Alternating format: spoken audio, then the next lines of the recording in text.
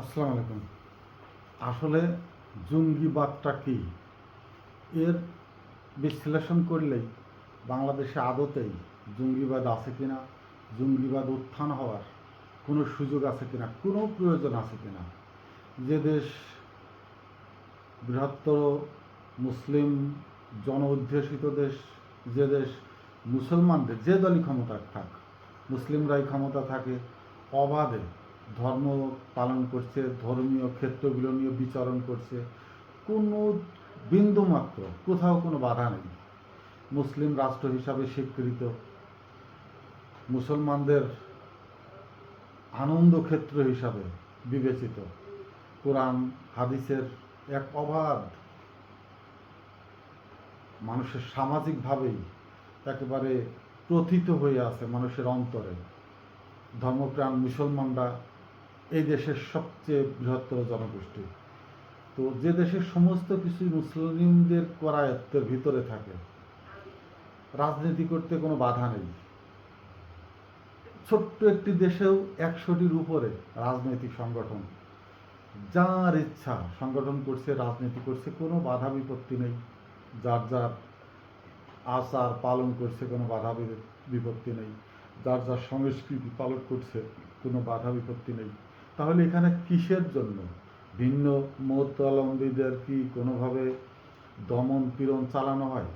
মুসলিমদের তাদের কর্মকাণ্ড করতে কি কোনো বাধা নিষেধ করা হয়, যে মুসলিমরা বা তথাকথিত মুসলিম নামধারী ব্যক্তিরা জঙ্গি সংগঠনের উৎপত্তি ঘটাবে? বাংলাদেশে যদি জঙ্গি থাকতো, তাহলে সেই জঙ্গিদের প্রথম টার্গেটই হতো শেখ হাসিনা, যে জঙ্গি নাটক সাজিয়ে অনেক নিরীহ মানুষকে, বিশেষ করে ধর্মভীরু মুসলমানদেরকে জঙ্গি সাজিয়ে তথাকথিত ক্রসফায়ার বা বোম ডিসপোজালে ফেলে বিভিন্নভাবে হত্যা খুন করে এক রক্তাক্ত বাংলাদেশে পরিণত করেছে, একটু শুধুমাত্র জুজুর ভয় দেখিয়ে যে জঙ্গিবাদের উত্থান, এদেশে জঙ্গিতে ভরে গেছে। আর জামাতকে যে দোষারোপ করা হয়, যে দোষে দোষী করা হয়, জামাতের উপরে যে নিধন যজ্ঞ চালিয়েছে বিগত সরকার, জামাতের ভিতরেও যদি এই ধরনের কোনো জঙ্গি তৎপরতা থাকতো, জামাতের কোনো সংগঠন, অঙ্গ সংগঠন যদি জঙ্গি মতবাদের ভিতরে জড়িত থাকতো বা অঙ্গ সংগঠন জঙ্গি তৎপরতা চালাইতো তাদের পক্ষে হয়ে, যেমন ইরানের হয়ে হয়তো হুদিরা বা অন্য কোনো লেবানন থেকে যারা ইসরায়েলের উপরে বোম্বিং করছে, এই ধরনের সহযোগী সংগঠন যদি থাকতো, সেক্ষেত্রেও শেখ হাসিনা বা আমলিগ বা শেখ পরিবারের এত এমপি, এত আত্মীয় স্বজন, ছেলেপেলে স্কুলে বা যে যেখানে বা বিদেশের মাটিতে হলেও তাদেরকে অপহরণ করতো, জিম্মি করতো, তাদের কি চাওয়া পাওয়া সেটা জানাতো। সেই ধরনের কোনো তৎপরতা কি বাংলাদেশে বিন্দু মাত্র সংগঠিত হয়েছে, যে বড় ধরনের কাউকে অপহরণ করে বড় একটি জঙ্গি সংগঠন অপহরণ করেছে, করে তারা এই এই শর্ত দিয়েছে, তারা এই করতে চায়, এই করবে, এই ধরনের কোনো কর্মকাণ্ড বাংলাদেশের ইতিহাসে নাই। অথচ জঙ্গি জঙ্গি করে এই যে একটা জুজুর ভয় দেখিয়ে, এই ভূমিকম্পর উৎপত্তি স্থান হলো ভারত, আর এটাকে লালন করে গেছে বাংলাদেশ আওয়ামী লীগ।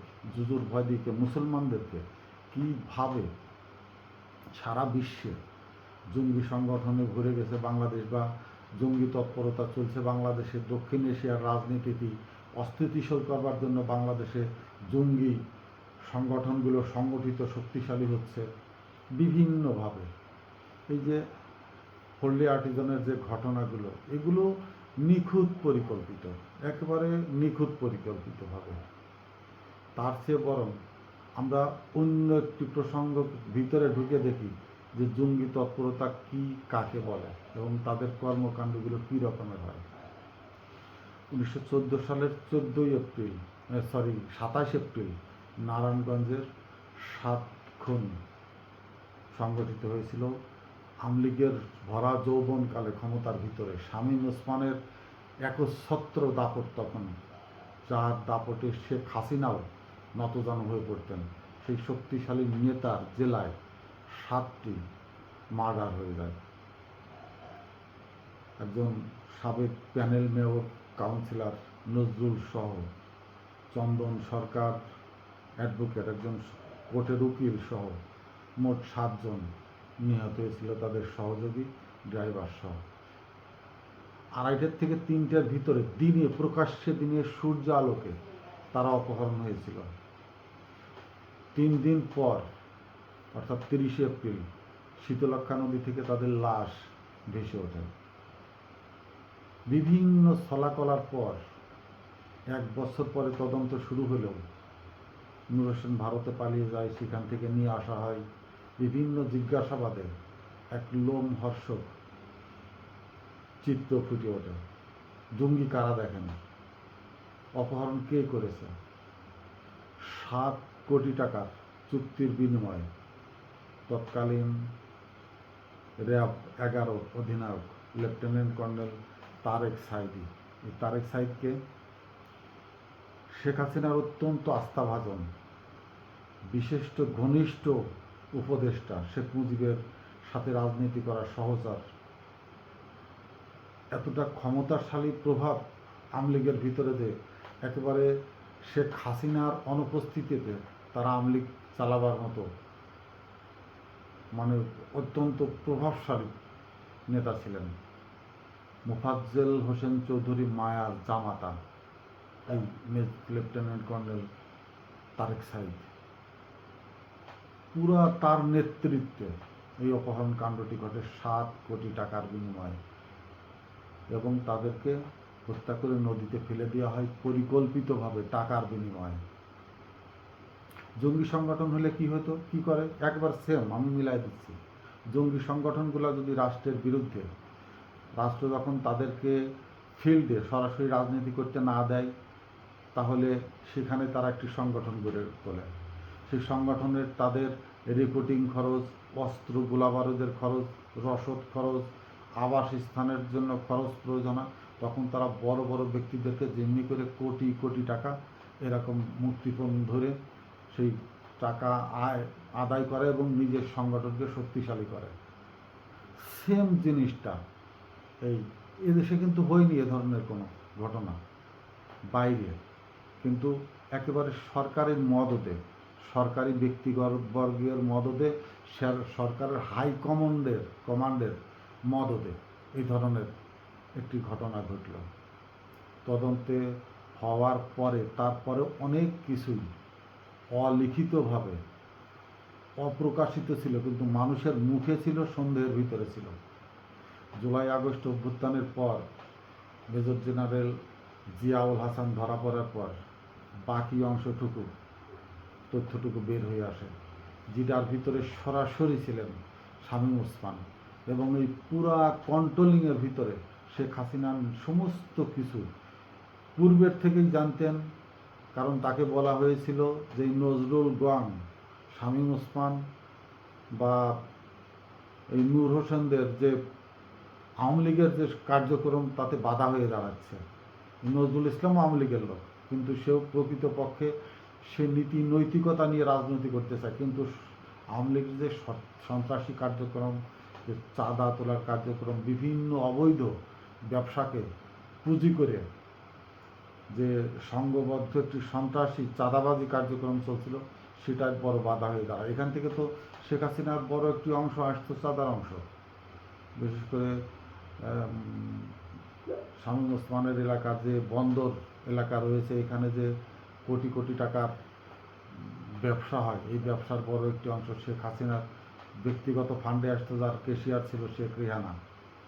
যখন শামীম ওসমান তাকে বুঝিয়েছে যে আমাদের অন্তরায় হয়ে দাঁড়িয়েছে, একে সরিয়ে দিতে হবে, শেখ হাসিনা ওকে ডান করে দিচ্ছে, এবং কীভাবে নিখুঁতভাবে প্রশাসনকে ব্যবহার করে এই অপহরণ এবং খুনের কার্যক্রম পরিচালনা করা হলো।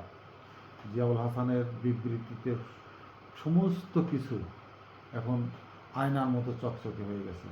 একটি সরকার নিজেই জঙ্গিবাদের মতো আচরণ করে যখন তার রাষ্ট্রে একটি সরকার ক্ষমতায় বসে ক্ষমতার প্রয়োগ করে কোটি কোটি টাকার বিনিময়ে তার দলেরই নেতা, তার দলেরই কর্মী, তার দলেরই সৎ নীতি এবং সর্বশেষে একজন অ্যাডভোকেট চন্দন সরকার, নারায়ণগঞ্জের কোর্টের একজন উকিল, শুধু সে দেখে ফেলেছিল বলে তাকে অপহরণ এবং হত্যা করা হয়।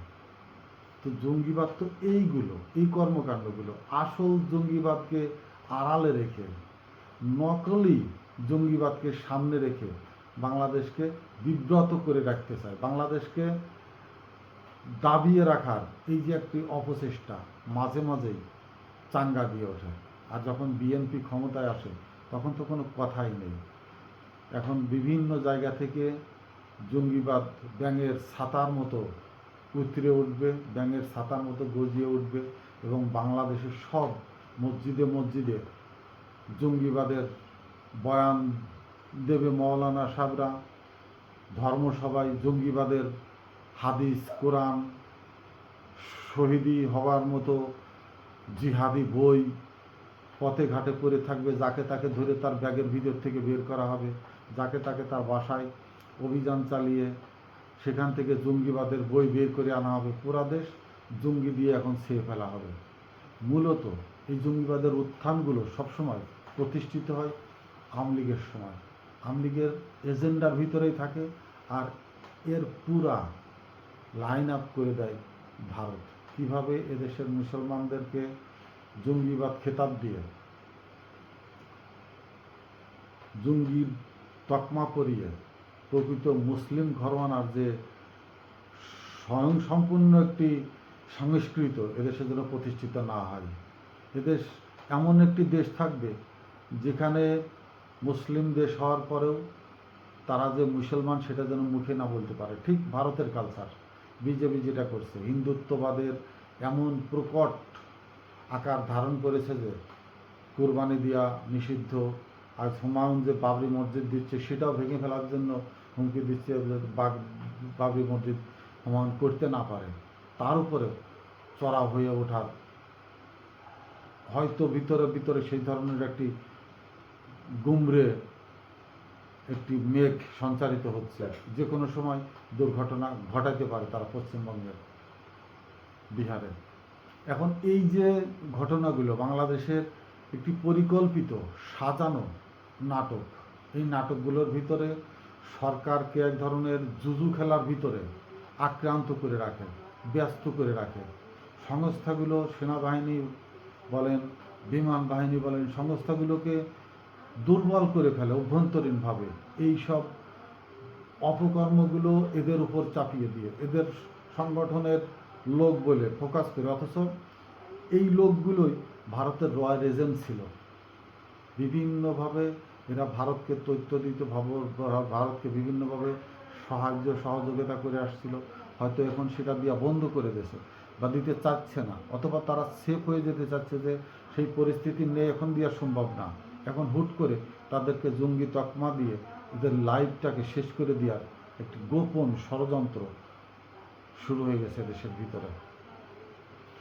বাংলাদেশ স্থিতিশীল কখনোই থাকবে না, আওয়ামী লীগে আসলেও থাকবে না। কারণ আওয়ামী লীগ আসলে ভারতের যে তৎপরতা বাংলাদেশের ভিতরে হবে, এক ধরনের পদধ্বনি শোনা যায়, যে মৃদু কম্পন অনুভূত হয়।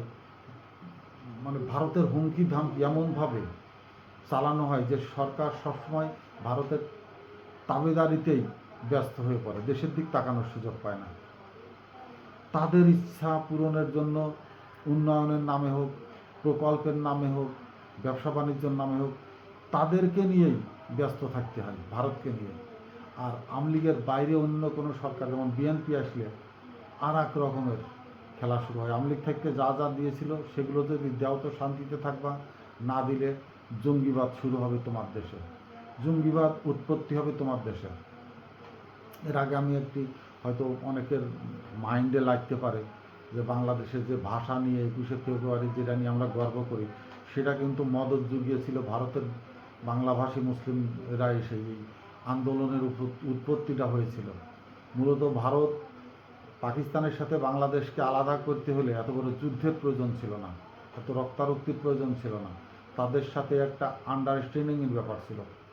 আন্ডারস্ট্যান্ডিং হলে তারা তাদের দেশে চলে যেত, পরিকল্পিত রাজনীতির আওতায় এনে এদেশকে ভাগ করতে চাইলে সেটার সুসংগঠিতভাবে সম্পাদন করার প্রক্রিয়া ছিল। কিন্তু শেখ মুজিব দেশ স্বাধীন করতে না চেয়ে দেশকে পরাধীন রেখেই উনি মুখ্যমন্ত্রী হয়ে থাকতে চেয়েছিলেন, এবং এটাকেই অপমানবোধ মনে করেছে পাকিস্তান। এবং এই যুদ্ধ একটি চাপিয়ে দেওয়া যুদ্ধ। এই যুদ্ধ ভারতের কাশ্মীরে পরাজয় হওয়ার প্রতিশোধ বাংলার মাটিতে এসে তারা এখনও বলছে ভারত সাহায্য না করলে। আমি যে একদিন আগের কথাও আমি শুনছি যে তার বাংলাদেশের মানচিত্রই তৈরি হতো না যদি ভারত না আসে, অথচ পুরা স্বাধীনের সমস্ত কিছু স্বাধীনতা যুদ্ধের চূড়ান্ত পর্যায়ে নিয়ে এসেছিল এদেশের মুক্তিযোদ্ধারা। তারা শরণার্থীদেরকে জায়গা দিয়েছিল এটুকুই। শরণার্থীরা আমাদের দেশে তো মায়ানমারও লোকেরাও এসে শরণার্থী হিসাবে আছে। তো এটা পার্শ্ববর্তী দেশ দিয়া এটা ঋণের কোনো কিছু না, এটা ঋণ হওয়ার কিছু না। কিন্তু তারা এদেশ থেকে যেটুকু নিয়ে গেছে, পাকিস্তানি আত্মসমর্পণকারী সৈনিকদের বিনিময়ে তাদের সৈনিকদেরকে তারা মুক্ত করে এনেছে। এদেশে যে লুট তরাজ করে গেছে, পাকিস্তানের ফেলে যাওয়া যে সব অস্ত্র গোলাবারুদ ভারত নিয়ে গেছে, এটা যে যেন কোনো সময় বাংলাদেশ সঠিকভাবে লিগ্যালভাবে উত্থাপিত না করতে পারে, দাবি না করতে পারে, তার সমস্ত চূড়ান্তভাবে তারা সেই জায়গাটা খিল মেরে রেখেছে একেবারে আটকভাবে। এই সমস্ত প্রশ্ন তুলবার জায়গায় বা ভাবুক কোনো লোক, চিন্তাবিদ কোনো লোক, প্রকৃতপক্ষেই আদর্শবান কোনো রাজনৈতিক ব্যক্তিত্বের জন্ম না হোক, এই এই পরিকল্পনা থেকেই মূলত বাংলাদেশকে সবচেয়ে দুর্বল একটি জায়গায় ওরা আঘাত করে, জঙ্গিবাদের উত্থান দেখিয়ে, জঙ্গিবাদ তৈরি করে দিয়ে। এই জায়গাটা পুনর্বিবেচনার প্রয়োজন। আসলে কি বাংলাদেশে কোনো জঙ্গিবাদের প্রয়োজন আছে কিনা, জঙ্গিদের উত্থান কেন হবে, কোন অভাবের জন্য হবে। এক একটি দেশ যেমন আরসা, আসামের স্বাধীনতাকামী একটি সংগঠন, এলটিটি ছিল শ্রীলঙ্কার স্বাধীনতার জন্য, বা তিমুর ভাঙার জন্য একটি দেশে অংশকে নিয়ে আলাদা একটি রাষ্ট্র গঠনের জন্য, বা আমাদের হিল ট্যাক্সে যেমন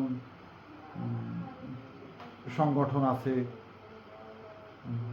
এলডিডিএফ বা বিভিন্ন নামে এই ধরনেরগুলো, তারা যেটা চাচ্ছিল, অথচ এখন তাদের মোটিভ ঘুরে গেছে, অন্য মোটিভ চলে আসছে। তারা এই সংগঠনগুলো পার্শ্ববর্তী দেশে যে সংগঠিত হয় নিজের দেশের কোনো অঞ্চলকে নিয়ে স্বাধীন একটি রাষ্ট্র গঠনের জন্য। কিন্তু বাংলাদেশে কি সেই ধরনের কোনো ক্রাইসিস আছে? বাংলাদেশে কি সেই ধরনের এ পর্যন্ত 57 বছর স্বাধীন হয়েছে দেশ, 56 বছর, এদের কোনো সংগঠন, কোনো রাজনৈতিক দল এই ধরনের কি কোনো প্রস্তাব নিয়ে সামনে কথা বলেছে? জঙ্গি সংগঠন যদি হবে, তাদের মূল প্রস্তাবনাটা কি সরকারের কাছে কি এ পর্যন্ত তারা কেউ যে কোনো লাইনেই হোক উপস্থাপন করেছে যে আমরা জঙ্গি, আমরা এই চাই সরকারের কাছে, দেশের কাছে বা কোনো দলের কাছে? চাইনি, কেউ উপস্থাপনই করেনি। বাংলাদেশের জন্য জঙ্গি সংগঠনগুলো হয় শুধু অযাচিত পর্দার আড়ালে থেকে মরবার জন্য, তাদের কার্যক্রম দেখাবার জন্য নয়।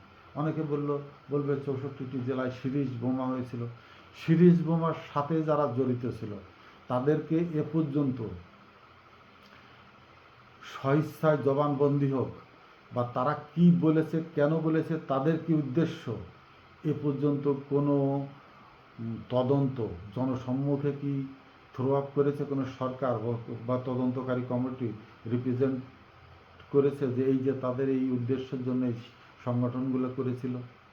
সমস্ত কিছুই পার্শ্ববর্তী দেশের একটি সুন্দর একটি কলা কৌশল খেলা এদেশকে নিয়ে, বাংলাদেশকে নিয়ে। অতএব জঙ্গিবাদ, আমি প্রথমে বলেছিলাম যে জঙ্গি যদি থাকতো তার প্রথম টার্গেটই থাকতো শেখ হাসিনা। শেখ হাসিনা সুন্দরভাবে হেলে দুলিয়ে বাসা থেকে বের হয়ে বিমানে চড়ে ভারতে চলে যেতে পারতো না। শক্তিশালী একটি জঙ্গি সংগঠন কারা হয়? ভুট্টোকে মেরে দিয়েছিল যারা, ইন্দিরা গান্ধীকে মেরে দিয়েছিল কারা, কিভাবে?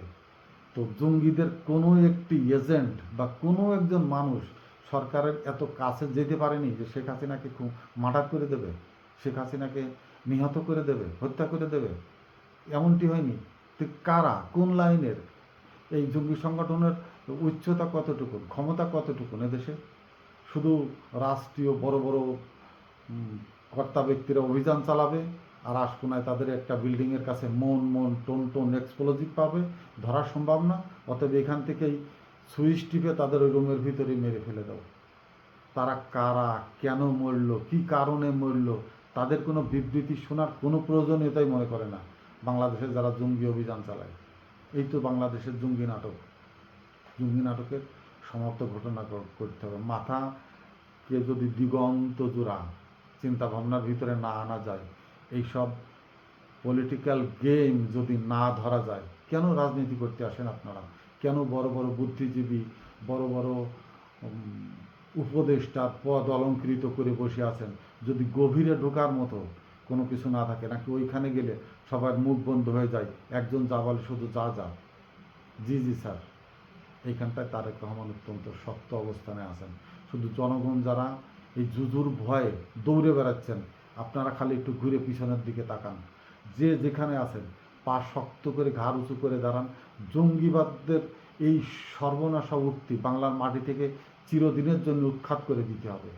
এই জুজুর ভয় দেখিয়ে কোনো রাজনৈতিক বাহিনী, যৌথ বাহিনী, রাজনৈতিক ফয়দা, দেশের কোনো রাজনৈতিক সংগঠন বা সরকার বা বিদেশি কোনো চক্রই যেন বাংলাদেশের আর কোনো একটি মানুষকেও জঙ্গিবাদের আখ্যা দিয়ে হত্যা করতে না পারে, খুন না করতে পারে, গুম না করতে পারে।